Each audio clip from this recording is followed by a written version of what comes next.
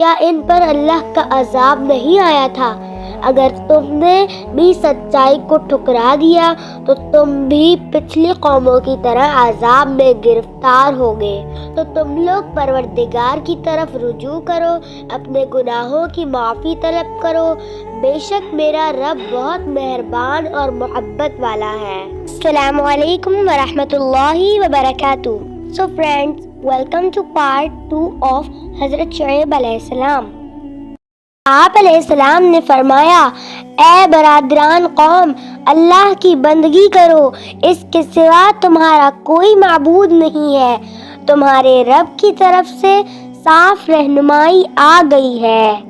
سیدھا راستہ یہ ہے کہ جب وزن کرو تو پورا کرو، وزن میں کمی نہ کرو، زمین پر فساد برپا نہ کرو جبکہ اصلاح ہو چکی ہے، اس میں تمہاری ہی بھلائی ہے۔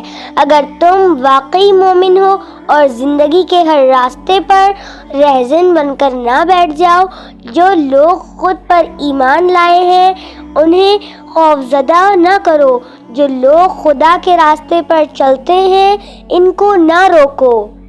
حضرت شعیب علیہ السلام جن جن باتوں کی تبلیغ کرتے تھے، اس سے یہ بات معلوم ہوتی ہے کہ شعیب علیہ السلام کی قوم تجارت پیشہ تھی۔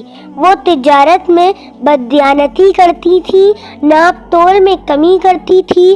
ان کی ان خرابیوں کو روکنے کے لیے اللہ نے اس قوم کی طرف حضرت شعیب علیہ السلام کو مبعوث فرمایا۔ قوم کے سردار حضرت شعیب علیہ السلام کے دشمن بن گئے تھے، انہیں اپنی سرداری پر گھمنڈ تھا۔ آپ علیہ السلام کی تبلیغ کے جواب میں سردار کہتے کہ ہم تجھے اور ان لوگوں کو جو تجھ پر ایمان لائے ہیں اپنی بستی سے نکال دیں گے۔ تم کو اور تم پر ایمان لانے والوں کو ہماری باتیں ماننا پڑیں گی۔ ہم جسے پوجتے ہیں تمہیں بھی پوجنا ہوگا، جو ہم کرتے ہیں تمہیں بھی وہ کرنا ہوگا۔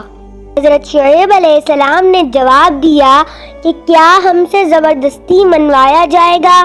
ہم تو اللہ کی طرف ہیں، ہمارے رب کا علم ہر چیز پر حاوی ہے۔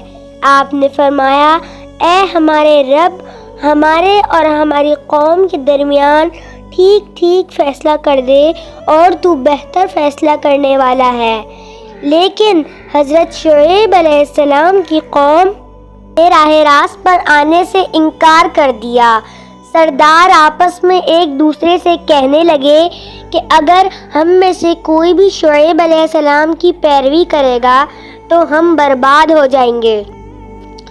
چنانچہ قوم نے آپ علیہ السلام کی باتوں کو جھٹلایا۔